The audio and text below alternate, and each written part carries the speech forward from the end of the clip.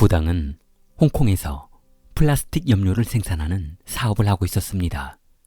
그는 젊은 청년 사업가로서 자수성가한 청년이었습니다. 항상 밝고 착실한 성격이어서 사업도 승승장구했습니다.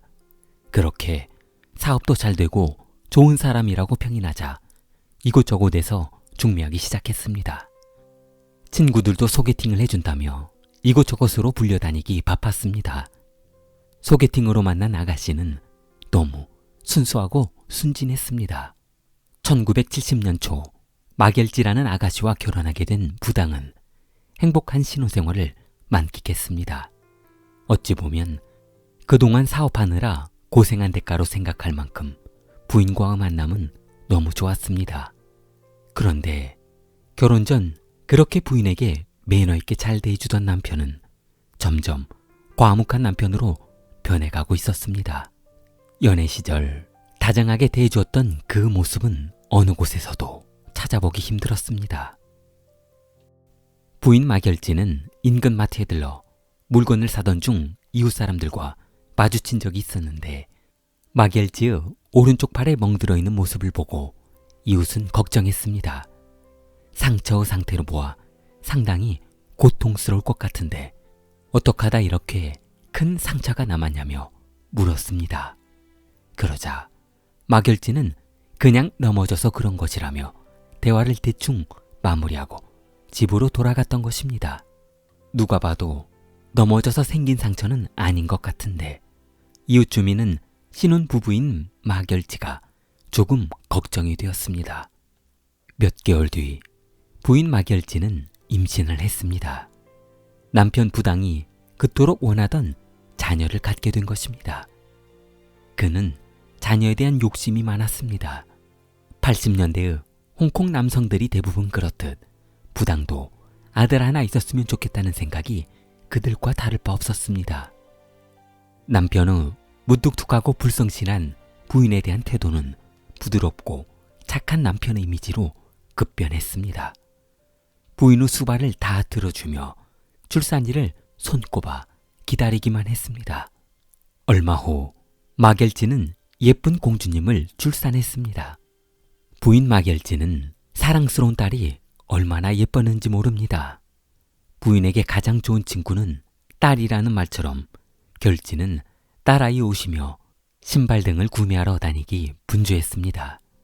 그러나 남편 부당은 부인이 딸아이 물건을 사러 같이 가자고 할 때마다 거래처와 약속이 있다며 회피했고 결국 서너 번을 혼자 다니기 시작한 마겔지는 아이를 출산한 후 단 한 번도 남편과 쇼핑을 하거나 장을 보러 다닌 적이 없을 정도로 외로웠습니다. 서로 말없이 지낸 지도 몇 개월이 지났습니다. 어느 날 저녁 잔뜩 술에 취해 돌아온 남편 부당은 웬일인지 부인에게 말을 걸었습니다. 거추장스러우니까 꺼지라는 것이었습니다. 너무 황당했던 마결지는 요즘 본인한테 왜 이러는 건지 이유라도 말해보라며 소리쳤습니다. 그러자 부당은 어디에서 큰 소리냐고 부인의 따귀를 때렸습니다. 그동안 가슴속에 맺혔던 무엇인가가 폭발한 듯 했습니다. 무뚝뚝하고 말수가 적기는 했지만 분노 표출은 이번이 처음이었기 때문이었습니다. 마결지는 그렇다고 마냥 당하고만 있을 수도 아이 때문에 소리치기도 힘들었습니다. 참는 수밖에 없었습니다. 딸아이가 나중에 커서 정신적인 충격이 남아있을지 모른다는 걱정에 어머니 마결지는 참았습니다. 그런데 잘못 끼워진 단추는 계속해서 잘못 끼워지고 있었습니다. 그러다 보니 옷을 벗기도 그대로 입기도 너무 불합리한 생활이 연속되었습니다. 남편의 구타가 계속되었던 것입니다. 한 번 때리기 시작한 남편은 반항 한 번 못하고 당하기만 하는 부인이 우습게 느껴졌습니다. 어찌 보면 이제 그 취미생활이 되었는지도 모를 정도로 횟수가 잦아졌습니다. 출근할 때 옷을 준비해 놓지 않으면 구타는 아침부터 시작되었습니다. 남편 알기를 멋같이 하니까 이런 것도 준비해 놓지 않는다며 출근 전부터 남편은 몸 좀 풀고 가야겠다며 부인을 구타했습니다. 그날 저녁 귀가 후 또다시 부인을 구타했습니다. 이유는 거래처에서 열받게 해서 부인의 마음에 안 드는 것이니 좀 맞아야겠다는 것입니다. 그래도 마결지는 아침마다 남편의 아침 밥상을 차려주었습니다. 그러나 반찬이 마음에 안 든다며 두 팔로 밥상을 식당 바닥에 쓸어버리는 최악의 행동도 서슴지 않았습니다. 남편이 이럴 때마다 부인 마결지의 심장은 터질 것 같은 공포감에 너무 무서웠습니다. 남편이 화내는 이유를 알 수 없어 그녀는 답답하기만 했습니다. 하지만 마결지는 이런 남편과 이혼할 수 없었습니다. 80년대 홍콩 문화는 이혼한 여성의 이미지는 쓰레기 취급을 당했기 때문입니다.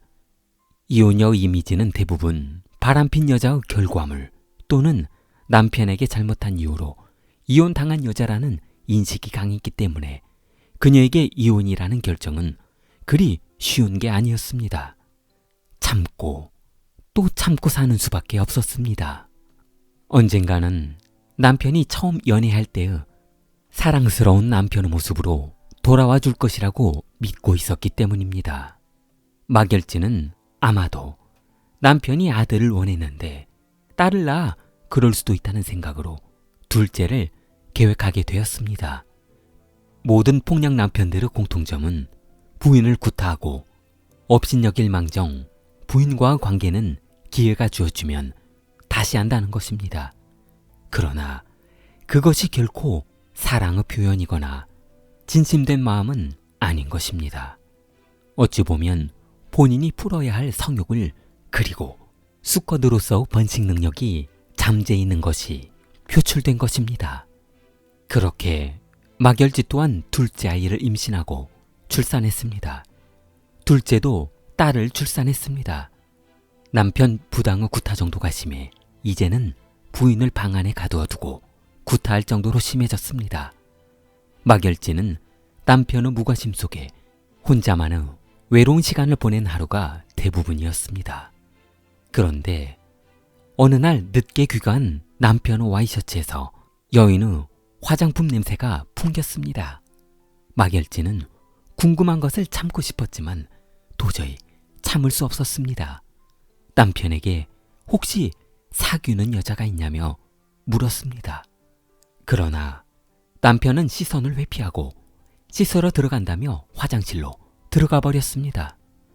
며칠 뒤 남편은 부인을 불렀습니다.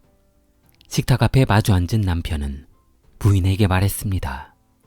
사실 그동안 사귀었던 여자가 있는데 그쪽에서도 혼인을 원한다며 이제 그만 본인을 놓아달라는 것입니다. 마결지는 두려웠습니다. 평생 살림이나 하고 살 줄 알았지 이혼하게 되면 먹고 살 것도 문제였고 아이들 양육도 문제였습니다. 뻔뻔하고 추악스러운 남편의 요구였지만 참을 수밖에 없었습니다. 마결지는 남편에게 절대 이혼만은 해줄 수 없다며 단호하게 말했습니다. 그 후 남편의 지속적인 이혼 요구에 마결지는 우울증이 생겼습니다. 혼자 있다 보면 나도 모르게 눈물이 흘러나오고 밥맛이 없었습니다. 하루 종일 이혼 후 인생을 생각해보니 잠도 오지 않아 불면증까지 생겨 극심한 스트레스로 하루하루 힘들게 보내고 있었습니다. 병원에서는 우울증의 증상이 너무 심한 상태에서 병원에 방문한 탓에 처방해준 약을 제때 복용하고 절대 안정적인 생활을 해야 한다며 의사는 신신당부했습니다. 만약 증세가 심해지면 심각한 상황이 발생할 수도 있으니 각별히 조심하라고 했습니다.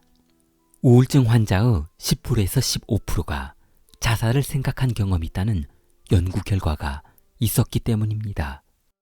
그러나 마결지는 집에 돌아온 후 남편에게 이 사실을 말하지 않았습니다. 마결지는 남편에게 말해봤자 좋은 결과는 나오지 않을 것이 뻔했기 때문입니다. 막열진은 병원에서 처방받은 약을 지속적으로 복용하며 호전되었는가 했습니다. 그러나 남편의 지속되는 이혼 요구에 정신적인 스트레스는 심해졌습니다. 1988년 2월 23일 여느 때와 다름없이 막열진은 남편의 아침상을 차려주었습니다. 두 딸은 성장해서 아침 일찍 학교에 보내고 남편에게 줄 아침 식사를 준비했습니다. 남편은 밥상에 앉더니 식탁 위를 한번 훑어보고 밥상이 마음에 안 든다며 화를 냈습니다. 부인은 매일 먹던 밥상인데 뭐가 다를 게 있냐고 화를 냈습니다. 그러자 남편 부당은 아침부터 재수없게 말대꾸를 한다며 죽그릇으로 부인의 머리를 내리쳤습니다. 순간 부인의 머리에서 피가 흘러나왔고 혈관을 터뜨린 죽그릇을 집어든 남편은 나머지 깨져있던 죽그릇을 거실 바닥에 집어 던져버렸습니다. 집안에는 그릇 깨지는 파열음이 울려 퍼졌고 아이, 나 재수가 없으려니까 내가 저런 것을 만나가지고 개고생을 하네. 남편 부당은 이 말을 남기고 출근 준비를 하러 안방으로 들어가기 위해 발걸음을 옮겼습니다. 그때 막열진은 참을 수 없는 흥분 상태가 되었습니다. 벌떡 일어나 주방에 있던 돌절구통을 두 손으로 집어들었습니다. 뼈밖에 없는 그녀가 들기에는 버거운 무게였습니다. 머리 뒤까지 두 손으로 힘껏 젖힌 절구통을 달려가며 남편 뒤통수에 집어 던져버렸습니다.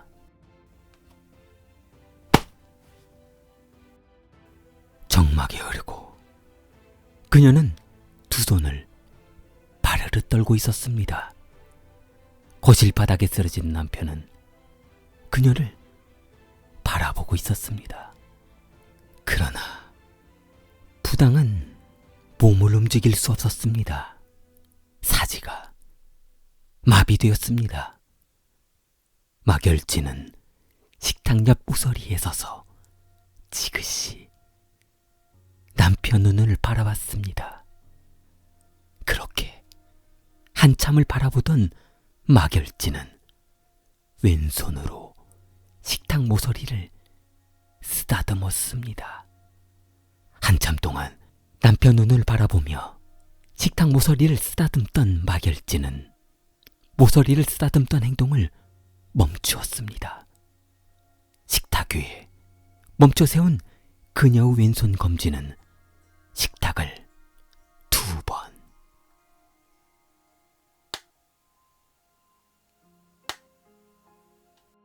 두드린 후 허공에 손가락을 멈추었습니다. 세 번째 소리를 내려놓는 순간 갑자기 무엇을 결심한 듯 순간 몸을 틀어 주방 칼이 있는 쪽으로 향했습니다. 쓱 한번 훑어보던 막열지의 시선이 그곳에서 멈췄습니다. 중식도를 집어들었습니다. 그녀는 늘어뜨린 한 손에 중식도를 꽉 쥐고 남편에게 다가갔습니다. 남편의 눈동자는 중식도에서 멈춰섰습니다. 막열지는 남편 앞에 쪼그리고 앉았습니다. 주는 대로 처먹어야지. 언제까지 밥 투정할 건데. 막열지는 중식도를 내리쳤습니다. 그렇게 한참 동안 한 번도 일어서지 않고 칼을 휘둘렀습니다. 그날 오후 학교가 끝나고 친구들과 땀을 흘리며 놀고 돌아온 딸이 집으로 돌아왔습니다. 홍콩 쿼리베이 코닐가든 아파트 집에 돌아온 그녀의 딸 부미령은 현관문을 열고 비릿한 냄새에 코를 막았습니다.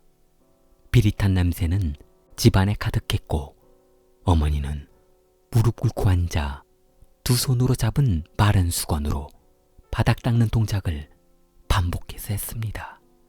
이곳저곳에 널브러져 있는 붉은색으로 물들은 수건들은 딸 부미령의 등골을 오싹하게 만들었습니다. 엄마, 아빠는?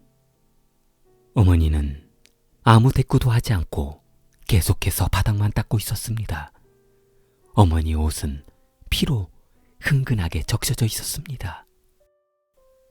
엄마, 아빠 어디 있냐고. 어머니는 동작을 멈추고 딸을 바라봤습니다. 더 이상 아버지는 찾지 마. 없어. 그날 이후 며칠이 지나도 아버지는 돌아오지 않았습니다. 딸 부미령은 아버지의 친척들에게 전화를 해봤으나 모두 아버지 연락을 받은 적이 없다고 했습니다. 딸은 답답했지만 마냥 아버지를 기다릴 수만은 없었습니다.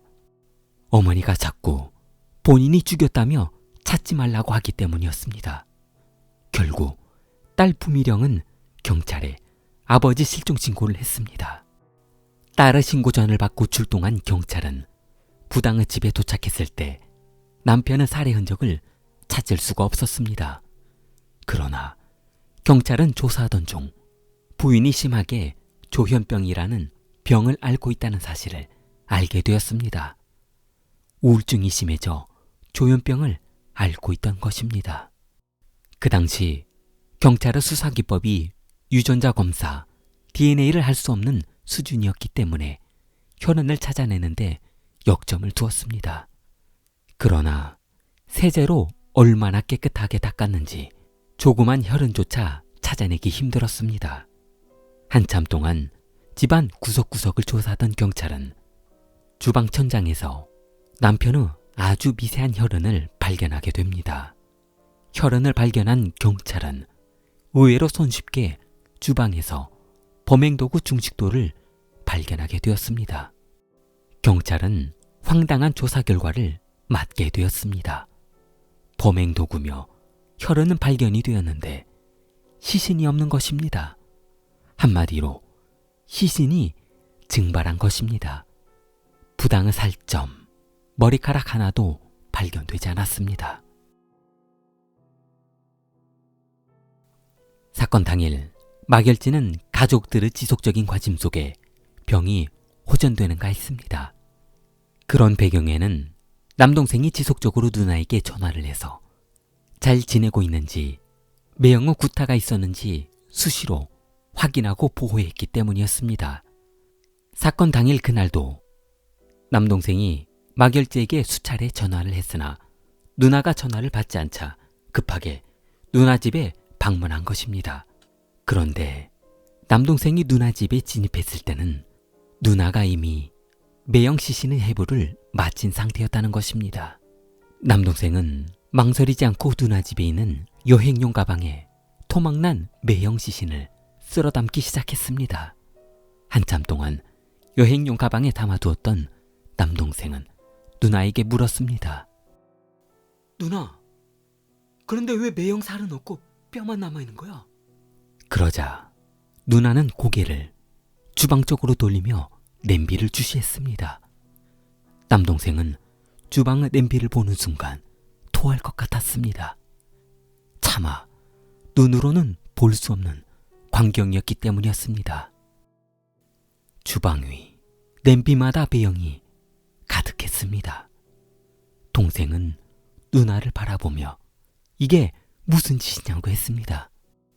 그러자 누나는 하도 밥투정을 해서. 남동생은 척추뼈가 곤두섰습니다. 척추 끝에서부터 타고 올라오는 소름 돋는 닭살은 목덜미 끝에서 멈추었습니다. 그렇게 여행용 가방을 챙겨 나온 남동생은 본인 집의 대형 냉장고를 비우고 매형을 집어넣었습니다. 그래서 경찰은 부당의 시신을 찾을 수 없었던 것입니다. 경찰은 마겔지의 남동생 집 냉장고에서 남편 부당의 시신을 발견했습니다. 마겔지와 남동생은 경찰에 구속되었습니다. 1988년 9월 배심원은 마겔지의 유죄를 판결하고 무기징역을 선고했습니다. 또한 법원은 그녀가 정신병원에서 무기징역을 복용할 것을 선고했습니다. 10월 7일 무기한 치료 감호 처분을 받은 마겔지는 샤오란 치료감호소에 수감되었습니다. 그 이후 치료를 마친 마결지의 석방을 요구하는 민원이 수차례 접수되었고 7년 만에 정신질환이 치유되어 1995년 석방되었습니다. 마결지의 남동생도 선처를 받아 징역 2년형을 선고받아 교도소에서 복역하다 출소했습니다. 조현병이란 본인이 현실에 대한 왜곡된 지각을 한다는 것입니다. 망상으로 인한 누군가가 본인을 감시하는 것 같고 가상의 인물과 상황을 설정하고 그들과 대화하는 등 극도로 심한 스트레스, 고통을 받는다고 합니다. 따라서 조현병 환자들에게 공통적으로 찾아볼 수 있는 증상이 망상, 환각, 비조직적인 언어와 행동입니다. 망상은 누가 봐도 명백히 잘못된 믿음인데도 불구하고 그 믿음을 계속적으로 진실인 것처럼 유지하며 그로 인해 비정상적인 사고와 행동을 유발하는 것입니다. 좋아요, 구독 부탁합니다. 킬리였습니다.